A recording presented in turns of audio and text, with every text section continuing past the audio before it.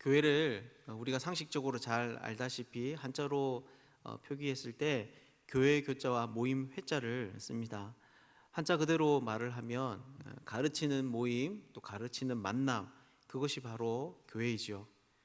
왜냐하면 교회는 바로 하나님의 말씀으로 말미암아 형성되는 공동체이기 때문입니다. 그래서 우리가 신앙생활을 잘 하기 위해서는 성경을 배워야 합니다. 말씀을 배울 때 사람들은 하나님을 더욱더 닮아가게 되고 또 그 뜻에 합당하게 살 수가 있습니다. 그래서 신앙생활 가운데 말씀을 배우지 않는 사람들은 자라나기가 쉽지 않습니다.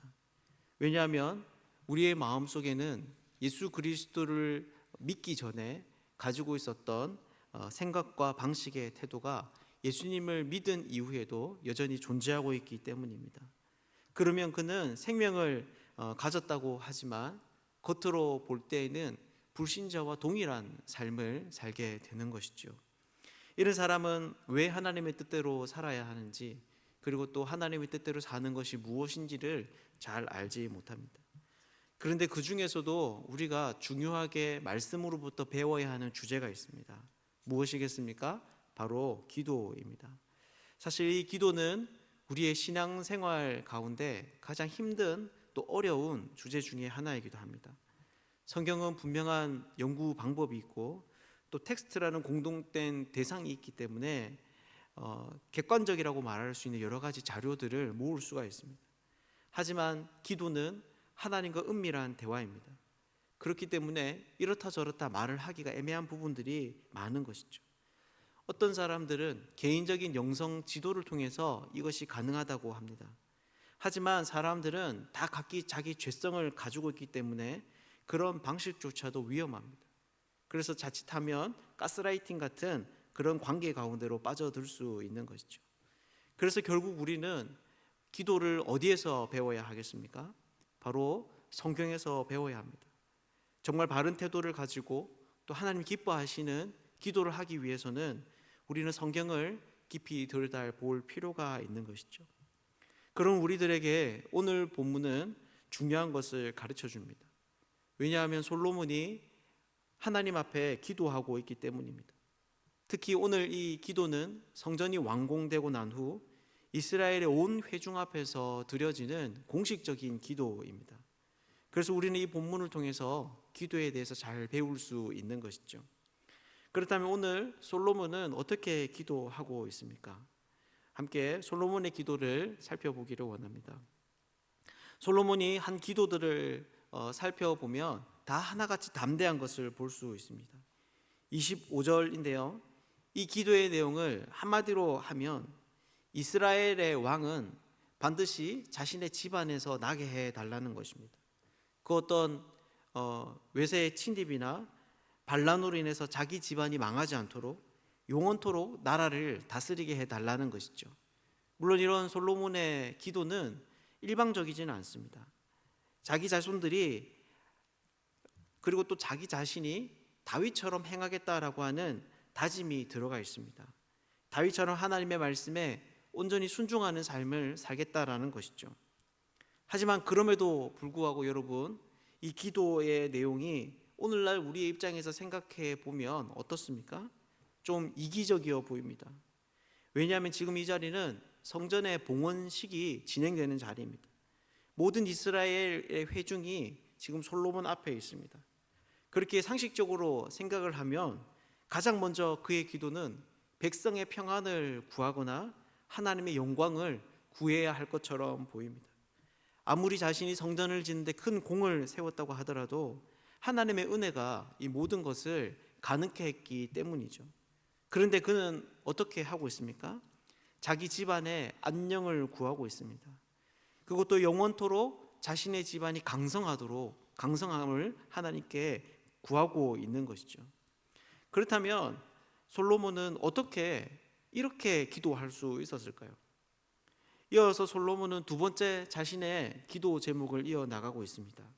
29절의 말씀인데요. 우리가 읽은 그 성경을 살펴보면 사실 느낌이 좀 덜할 수도 있습니다.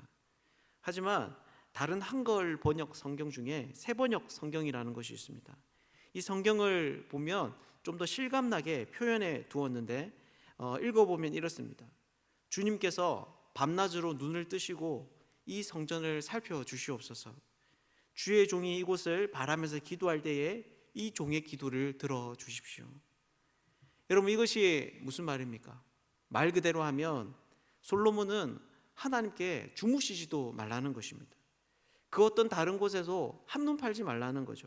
오직 성전에만 집중하시고 성전에만 모든 관심을 다 기울여 달라고 말하고 있습니다. 저는 이 글을 읽으면서 좀 재미있는 상상이긴 한데 주님께서 밤낮으로 눈을 뜨시고 이 성전을 살펴주십시오라고 하는 이 말에서 마치 솔로몬이 악독 업주가 경비원들에게 하는, 야간 경비원들에게 하는 그런 부탁 같다라는 생각이 들었습니다. 여러분, 야간에 있는 경비원들이 어떻게 일을 합니까? 아무리 깊은 밤이라고 하더라도 시설을 보호하기 위해서 순찰을 돕니다. 다른 사람들이 다 잠자는 그 늦은 시각에도 잠을 떨치고 구석구석 아무런 어떤 문제가 있지는 않는지 잘 찾아다니는 것이죠. 그런데 사실 이런 경비원들에게도 야간에 잠을 잘 수 있는 시간이 있습니다. 나라에서 법으로 정한 휴게 시간이 있는 거죠. 그런데 솔로몬은 지금 어떻게 말하고 있습니까? 하나님께서는 잠도 주무시지 마시고 이 성전에서 한시도 눈을 돌리지 말라고 그렇게 말을 하고 있는 겁니다. 그래서 이러한 솔로몬의 말을 듣고 있으면 이 사람이 하나님의 위대하심을 모르는가 이런 생각이 들 수도 있습니다. 왜냐하면 그의 이런 기도와 간구가 자칫하면 무례해 보일 수 있기 때문입니다. 그런데 그는 전혀 그렇지 않습니다. 왜 그렇습니까? 27절을 보면 이렇게 말합니다. 하나님이 참으로 땅에 거하시리이까? 하늘과 하늘들의 하늘이라도 주를 용납하지 못하겠거든 하물며 내가 건축한 이 성전이오리이까? 여러분, 이것이 무슨 말입니까? 하나님이 이 성전에 머무시는 것은 얼토당토하는 일이라는 것을 솔로몬이 알고 있었다는 것입니다. 왜냐하면 그분은 하늘이라도, 아니 하늘에 있는 모든 하늘을 다 동원하라도 모시기에 부족한 그런 크신 분이기 때문입니다. 그러니 이렇게 위대한 분을 아무리 인간이 공을 들여 건축하고 금으로 치장해 놓았다 하더라도 성전에 모시기에는 무리가 있는 것이죠. 하지만 그는 어떻게 하고 있습니까? 그래도 하나님께 기도하고 있습니다. 그러면서 31절 32절의 기도를 덧붙이는데 여러분, 이것이 무엇입니까? 사실 이 기도는 이후에 솔로몬이 간구하는 기도 제목 중에 하나입니다. 솔로몬은 이후에 이스라엘 백성들이 하나님을 향해서 간절히 기도할 수 있는 계기가 될 수 있는 그런 구체적인 상황에 대해서 언급을 하고 있습니다. 분쟁, 패전, 가뭄, 재앙, 이방인, 전쟁, 포로, 이것들이 바로 7가지 그 주제인데요. 오늘 31절에서 32절의 말씀은 그 첫 번째 주제인 분쟁에 관한 것입니다. 그 당시에는 분쟁이 생기면 여호와 앞에 맹세한 후 재판장에 가서 판결을 받았다고 합니다. 그래서 솔로몬은 그런 상황에서 누가 맹세를 한다면, 성전을 향하여서 자신의 말과 행동에 대해서 옳다는 것을 맹세한다면 악한 자들을 심판해 주시고 의로운 자들을 그 의로운 대로 갚아달라고 구하고 있는 것이죠. 즉 하나님께서 계속 성전을 떠나지 마시고 계속 머물러 계셔서 언제든지 이스라엘 백성들이 문제가 생겨 성전을 향해 기도할 때 하나님 들어달라는 그런 간구를 하고 있는 것입니다. 사랑하는 여러분, 그러면 어떻게 솔로몬이 이렇게 기도할 수 있을까요? 어떻게 그는 공식적인 자리에서 이기적이어 보이는 이런 기도를, 그리고 또 어떻게 보면 이런 무례한 기도를 할 수 있을까요? 그것은 바로 하나님이 이미 그렇게 말씀하셨기 때문입니다. 그래서 오늘 본문을 보면 계속 비슷하게 반복되는 구절들이 있습니다. 23절을 보면 언약을 지키시고, 24절을 보면 다윗에게 하신 말씀을 지키사, 25절은 주의 종 내 아버지 다윗에게 말씀하시기를, 그리고 끝에 가서 그 말씀을 지키시옵소서라고 합니다. 또한 29절을 봐도 주께서 전에 말씀하시기를 내 이름을 거기 있으리라 하신 곳이라고 합니다. 여러분, 이것이 무슨 말입니까? 바로 솔로몬이 이런 기도를 할 수 있었던 것은 이미 하나님이 이전에 그렇게 말씀하셨기 때문이라는 것입니다.